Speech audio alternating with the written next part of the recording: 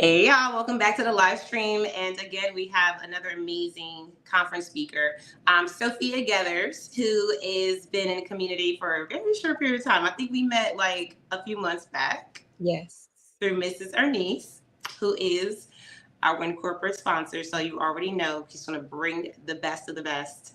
And I want you guys to get to know Sophia before we lead to the conference because she's one of our speakers.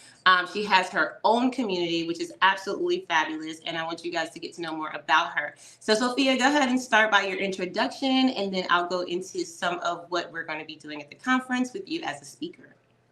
Well, first of all, Allegra, thank you for allowing me this opportunity to speak on the platform. I think that is an amazing opportunity for up and inspiring speakers and authors and people who bring their vision to the community. So thank you for that. So as you say, my name is Sophia Gethers, and I am the founder of PETALS, Women's Empowerment Organization. And PETALS actually stands for an acronym. It's called Pray, Encourage, Teach, Affirm, and Loving Sisters. And we help women overcome anxiety, depression, and procrastination. We're actually venturing out to youth mentorship through the local school system in my area. We've actually been invited to bring workshops to the elderly community. And hopefully we will be connecting with the court system coming up soon too. So we're doing a lot in our community to bring awareness about mental health in a softer way. We're breaking the stigma moment by moment because a lot of people they don't know or believe that simple anxiety is a level of mental challenges. So I try to present it in a softer way, wherein it's more normalized and people thinking, oh, I have schizophrenia. No, that's a different level of mental health, but 99.9% of people struggle with anxiety, depression, and procrastination. So my job is to help those women overcome those challenges when we suffer in silence. So give them that opportunity to say, hey, the reason why I can't do this, for one, I don't have a great accountability partner. I don't want to air my information where it will be repeated or exposed in public. So we offer that safe space for that woman to feel whatever you need, whether it's entrepreneurship, parenting style, self improvement, confidence, relationships, whatever that woman needs. Petals provide so that you can show up as your best self. So that is what we do. And I'm also a therapist and a life coach. So that's the added twist to it. I love that. And thank you so much for what you've done for Win so far. I mean, you've been to some of our events. I think you came to the coloring book night we did with Power Ben Create. And then also just, being a part of our community efforts and then just being a part of your community as well. Seeing how you touch the lives of women where they are, right? Not necessarily where they're going. I think that this is so incredible because shout out to community and connections. If I would have never met Mrs. Ernice and had her as a mentor, I would have never met you. Yeah.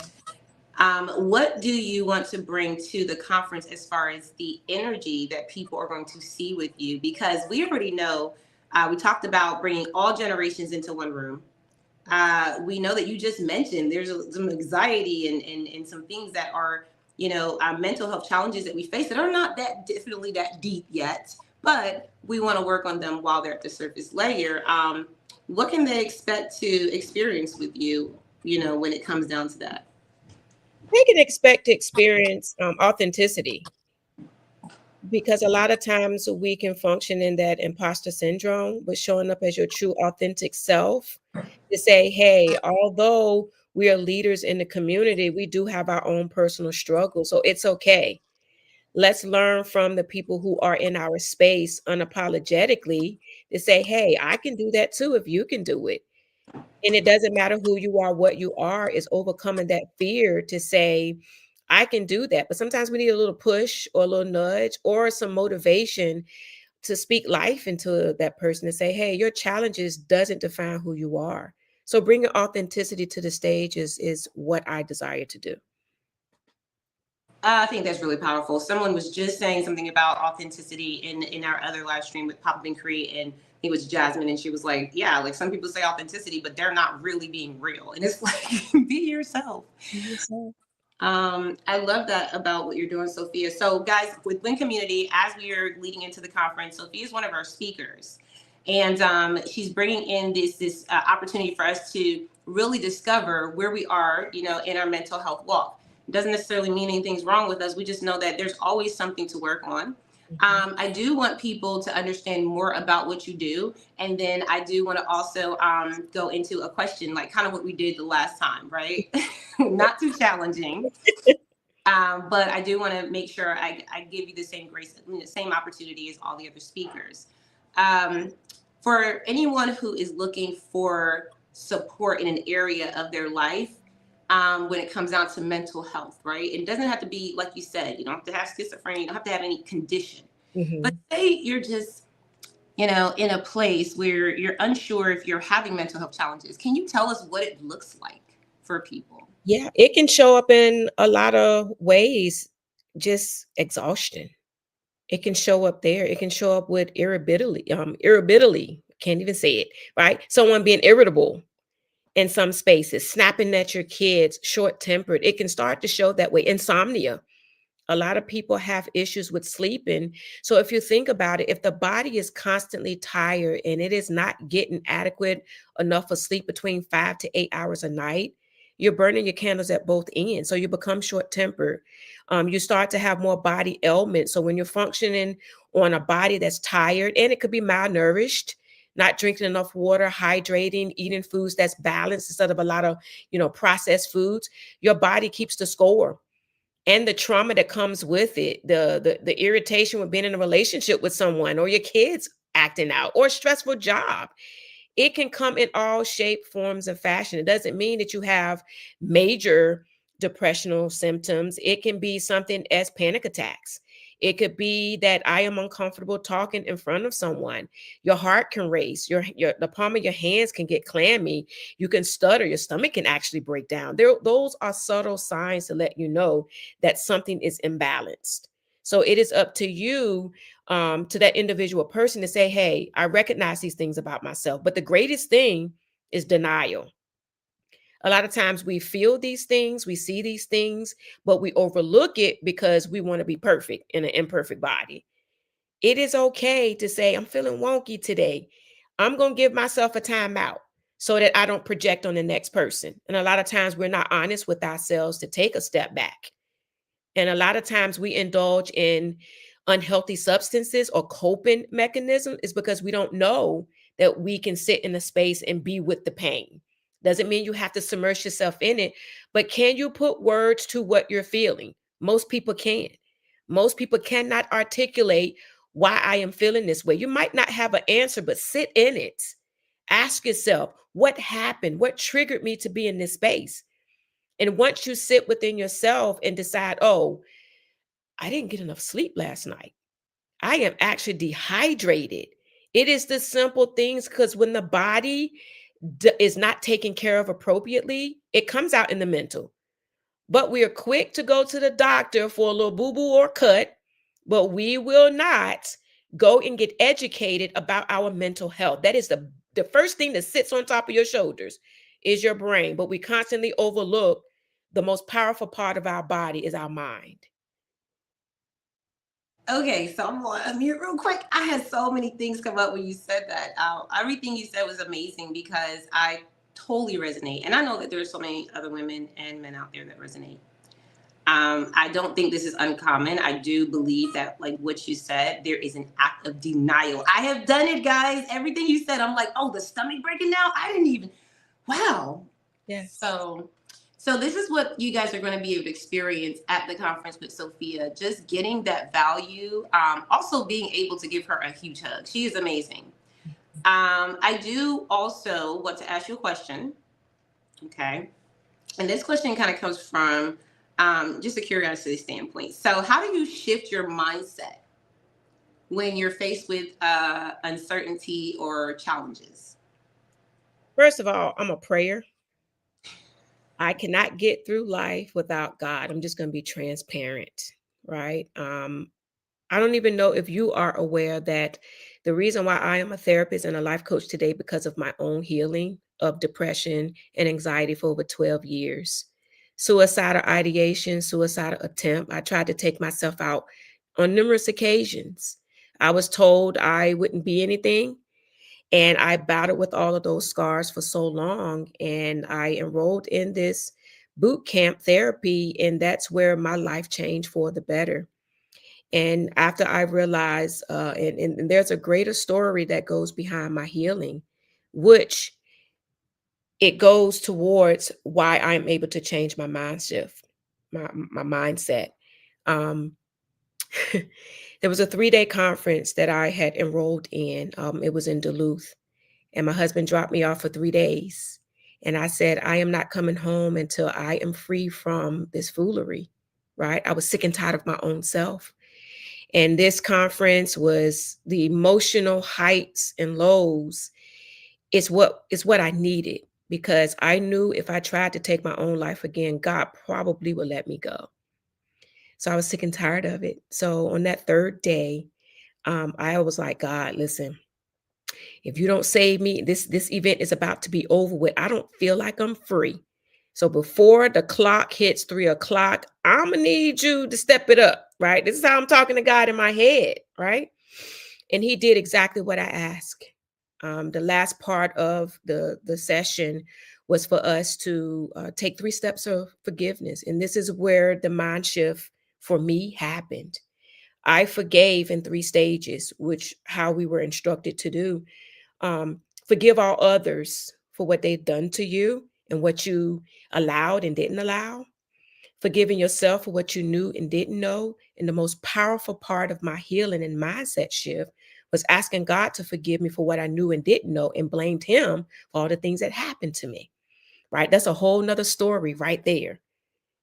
So once I experienced that and I meant it from every fiber of my being, I spoke to God like I was passionate. I visualized him like he was standing in my face, right? That perfect picture of him glowing. I had on a little white dress. I imagined myself having these little pigtails, like in my younger version, because I wanted to be free so bad. And I climbed up in the lap of Jesus and I said, God, please forgive me. Forgive me for what I knew and didn't know. Forgive me for blaming you for the heinous things that people did to me, because it wasn't love. It was torture. And that trauma that I experienced in life caused me to go into the deepest state of depression of my life. God did that. When I tell you, Allegra, it was like I felt a ton of bricks come off my back, and it literally felt like I was like coming off of the floor, which I wasn't. I looked at the floor, my feet was on the floor.